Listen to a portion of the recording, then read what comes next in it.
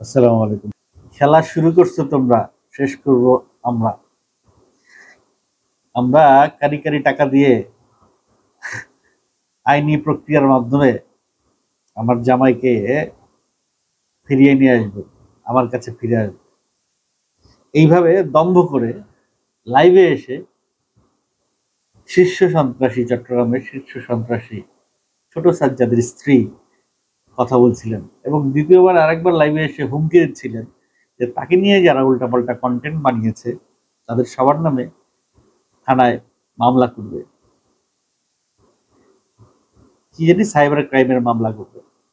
তো যাই হোক, একটা শীর্ষ সন্ত্রাসী ধরা পড়া এবং ধরা পড়ার পরে তার স্ত্রীর এরকম লাইভে এসে হুমকি দেয়া, এবং তার স্বামীও আগে লাইভে এসে হুমকি দিয়েছিল ওসিকে ল্যাংটা করে পিটাবার। অর্থাৎ স্বামী স্ত্রী দুজন সমানতালে আইন, বাংলাদেশের আইনকে, প্রশাসনকে বৃদ্ধাঙ্গুলি দেখাচ্ছে। কোন সাহসে, কোন ভরসার ভিত্তিতে, কে তাদেরকে এই ভরসা দিচ্ছে? যেদিন বসুন্ধরা শপিং মলে শিশু সন্ত্রাসী সাজ্জাদ গ্রেফতার হয় সেদিন তার স্ত্রীও সাথে ছিল, কিন্তু সটকে পড়ে, সেখান থেকে ফাঁক পেয়ে সটকে পড়ে পালিয়ে যায়। স্বামীকে পুলিশের হাতে দিয়ে সে পালিয়ে যায়। এখন সে ভিডিও করছে, কারি কারি টাকা আছে তাদের কাছে, সেই টাকা খরচ করে স্বামীকে বের করে নিয়ে আসবে। হয়তো বের করে নিয়ে আসতে সক্ষম, হয়তো হয়তো তারা এই কাজটি করতে পারত, কিন্তু লাইভে এসে যখন এই কথাগুলো বলছে তখন প্রশাসন কি এতটাই নিচু নামবে, এতটাই নিচে নামবে যে টাকা খেয়ে সাজ্জাদকে জামিন দেবে? আমার মনে হয় না সাজ্জাদ জামিন পাবে। আসলে একটু সাজ্জাদের সেই স্ত্রী তামান্না শারমিনের চরিত্র এবং ব্যক্তিগত পরিচয়টা জানি। তার বাবা মা তার সঙ্গে সম্পর্ক রাখেনি।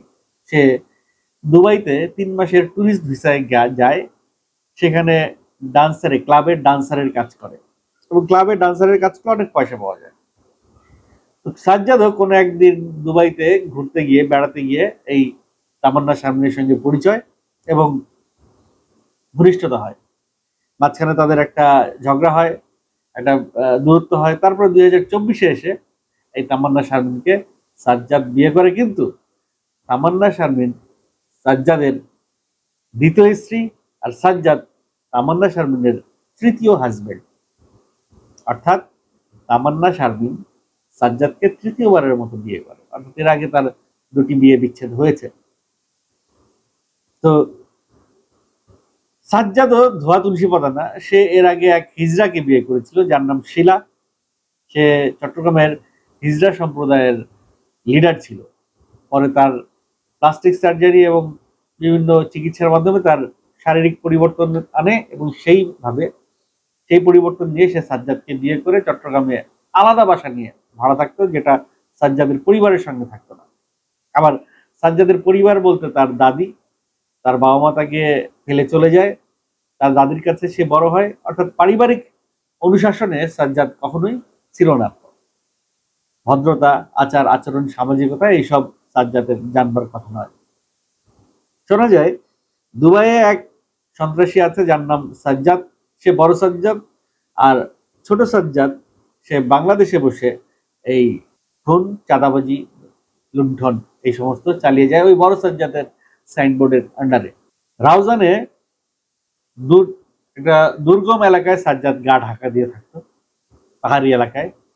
পুলিশ বিভিন্নবার তাকে অভিযানে আটক করার চেষ্টা করলেও নানান জটিলতার কারণে তাকে আটক করা যায় না। কারণ হচ্ছে গিয়ে রাউজানের যেই এলাকায় বা যে দুর্গম এলাকায় সে থাকতো সেখানে তারা কতখানি অস্ত্র মজুদ নিয়ে আছে, তাদের শক্তি কতটুকু, সেটি ধারণা করা যাচ্ছিল না। চট্টগ্রামে এই সাজ্জাদের নামে চাঁদাবাজি, খুন সহ বিভিন্ন মামলা রয়েছে, ছোট বড় অনেকগুলো মামলার আসামি। দেখতে কিন্তু সুদর্শন। সে যদি এই সব সন্ত্রাসী কার্যকলাপ না করে সিনেমায় নামতো তাহলে বোধহয় নায়ক হিসেবে সে ভালোই করত। যাই হোক, বিধিভাম, তার কপালে সন্ত্রাসী হওয়াটাই লেখা ছিল।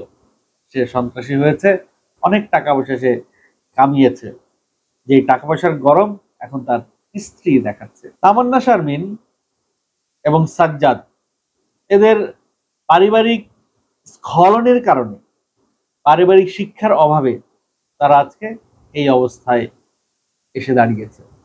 তাদের পরিবারে যদি সুশিক্ষা থাকতো, তাদের পরিবার, তাদের বাবা মা তাদেরকে যদি পারিবারিক শিক্ষা দিতে পারতো, তাহলে হয়তো আজকে একজন সাজ্জাদের জন্ম হতো না, একজন তামান্না শারমিনের জন্ম হতো না। এই সাজ্জাদ ধরা পড়ার পরেও চট্টগ্রামের এলাকাবাসী, ওই যে এলাকার সন্ত্রাসী সাজ্জাদ, সে এলাকার মানুষ এখনো ভালো নেই, সেরকম একটি সংবাদও দেখলাম একটা চ্যানেলে। সাজ্জাদের ইস্যুটা হয়তো ধামাচাপা পড়ে যাবে নতুন কোনো ইস্যু সামনে চলে আসলে। সেই ধামাচাপা পড়ে যাওয়ার পরের ঘটনা যদি এরকম হয় যে সত্যি সাজ্জাদের বউ তামান্না শারমিন সাজ্জাদকে মুক্ত করতে পেরেছে, জামিনে বের করতে পেরেছে, তাহলে পরের যে সাজ্জাদটা হবে সেই সাজ্জাদ হবে আরো ভয়াবহ এক সাজ্জাদ। এখন দেখবার বিষয় এই সাজ্জাদের পরিণতি কি হয়, দেখবার বিষয় এই সরকার এই সাজ্জাদকে কিভাবে সাজা দেয় এবং তার সেই সাজা কিভাবে বাস্তবায়ন করে।